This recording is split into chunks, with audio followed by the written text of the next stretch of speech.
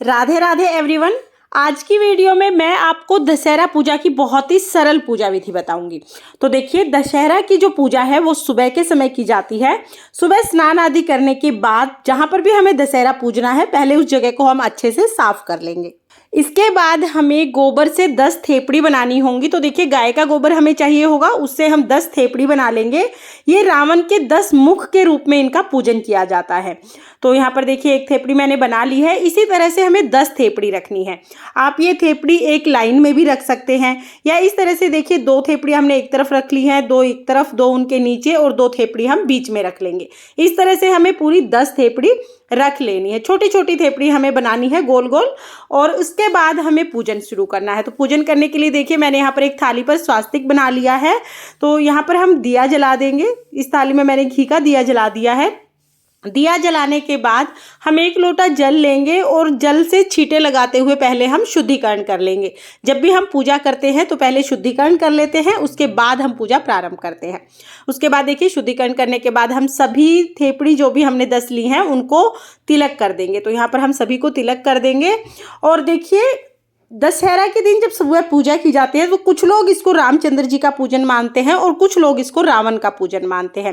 रावण पंडित थे और बहुत ही विद्वान थे, और विद्वान होने के साथ साथ रावण में अहंकार बहुत ज्यादा था। अपने अहंकार के कारण ही रावण ने अधर्म युक्त कार्य किए, यानी धर्म पर नहीं चले, वो अधर्म पर चले, जिसके कारण उनसे बहुत सारी गलतियां हुई और उसी की वजह से रावण का पतन हुआ।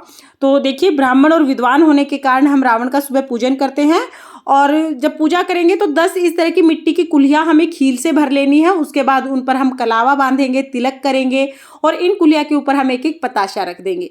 ये खील पताशा हम भोग स्वरूप समर्पित करेंगे। तो 10 कुलिया हमें इस तरह से भर के, जो 10 थेपड़ी हमने बनाई है उनके पास हमें ये कुलिया रख देनी है। तो इस तरह से हम 10 कुलिया रख देंगे। अब इसके बाद देखिए, हम खीर समर्पित करेंगे सभी को। तो जो आपने 10 थेपड़ियाँ बनाई है उनके ऊपर हम खीर समर्पित कर देंगे। और उसके साथ ही हम जो नवरात्रि में जवारे उगाते हैं, वो जवारे भी दशहरे की जब पूजा करते हैं तो उस पूजा में चढ़ाए जाते हैं। बहुत महत्व होता है इन जवारों का। तो जब आप खील समर्पित कर देंगे, उसके बाद हम जवारे ले लेंगे और थोड़े थोड़े जवारे हम सभी को समर्पित करेंगे। तो जो भी हमने 10 थेपड़ियाँ ली है, इन पर हम इस तरह से थोड़े थोड़े से जवारे चढ़ा देंगे। इसके बाद हम दक्षिणा समर्पित करेंगे। तो यथासंभव जो भी आपका सामर्थ्य है उसके हिसाब से आप दक्षिणा समर्पित कर दें। दक्षिणा जरूर समर्पित की जाती है, बाद में दक्षिणा आप घर की लड़कियों को दे सकते हैं। इसके बाद देखिए, जो जवारे हैं, नवरात्रि के जो जवारे होते हैं, ये पहले तो थेपड़ियों पर चढ़ा देने हैं। उसके बाद घर की लड़कियां थोड़े थोड़े जवारे घर के सभी सदस्यों के कानों पर टाँगती हैं। दोनों कानों पर ये जवारे टाँकने हैं और घर के सभी सदस्यों के कानों पर ये जवारे टाँके जाते हैं। बदले में लड़कियों को नेग मिलता है। आप कोई भी गिफ्ट या पैसे लड़कियों को दे सकते हैं। तो इस तरह से हम ये जवारे टाक लेते हैं। उसके बाद जो भी पूजा कर रहे हैं सभी को तिलक लगाया जाता है, सभी के हाथों पर कलावा बांधा जाता है। और देखिए, हमारे यहाँ पर तो खील पताशे का ही प्रसाद समर्पित किया जाता है। किसी किसी के यहाँ पर हलवा, पूरी, खीर जो भी बनाई जाती है, आप वो भोग भी समर्पित कर सकते हैं। उसके बाद देखिए, हम 5 बार या 7 बार जोत को इस तरह से घुमाते हुए आरती कर लेंगे। तो यहाँ पर आरती करने के बाद हाथ जोड़कर पूजा में रही कमियों के लिए क्षमा याचना करेंगे और अपनी मनोकामनाओं को पूर्ण करने के लिए प्रार्थना करेंगे। तो इस तरह से दशहरा की पूजा की जाती है। पूजा करने के बाद जो जल का लोटा हमने लिया है, ये सूर्य देवता को अर्घ दे देंगे। जो हमने मिट्टी की 10 कुलियां भर के रखी हैं खील और पताशे की, ये हम बच्चों में बांट देते हैं। या तो आप आस पड़ोस में, जो आपके आस पड़ोस में घर हैं, उनके घर भिजवा सकते हैं, या बाहर आप बच्चों में ये बांट सकते हैं। तो ये सारी कुलियां हैं जो वो उठाकर और बच्चों में बांट दी जाती हैं। इसके अलावा जो थेपड़ी हमने बनाई है, इनको जब दिया शांत हो जाएगा, उसके बाद इनको किसी जगह पर आप रख दें। सूख जाने के बाद देवउठनी एकादशी के दिन इनको जलाया जाता है।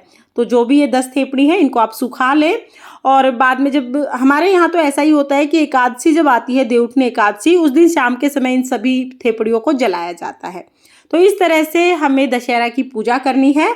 और साथ ही सारे सामान का हमें क्या करना है वो भी मैंने आपको बता दिया है।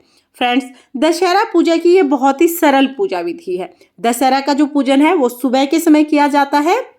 और अगर किसी कारणवश आपको गाय का गोबर नहीं मिलता है तो आप आटे की लोई लेकर भी ये पूजन कर सकते हैं। बाद में आप आटे की लोई गाय को खिला सकते हैं। तो इस तरह से भी आप पूजन कर सकते हैं। वैसे आपको गौशाला वगैरह में गाय का गोबर बहुत आसानी से मिल जाएगा। जो पारंपरिक तरीका है वो गाय के गोबर से ही पूजन करने का है। तो फ्रेंड्स, ये थी दशहरा पूजा की बहुत ही सरल पूजा विधि। अगर आपको ये विधि पसंद आई हो, अगर ये वीडियो आपके लिए यूजफुल हो, तो प्लीज़ वीडियो को लाइक कर देना और सभी तीज त्योहार देखने के लिए मेरे चैनल को सब्सक्राइब कर लेना। तो फिर मिलते हैं किसी और वीडियो के साथ। तब तक के लिए जय श्री कृष्णा, राधे राधे।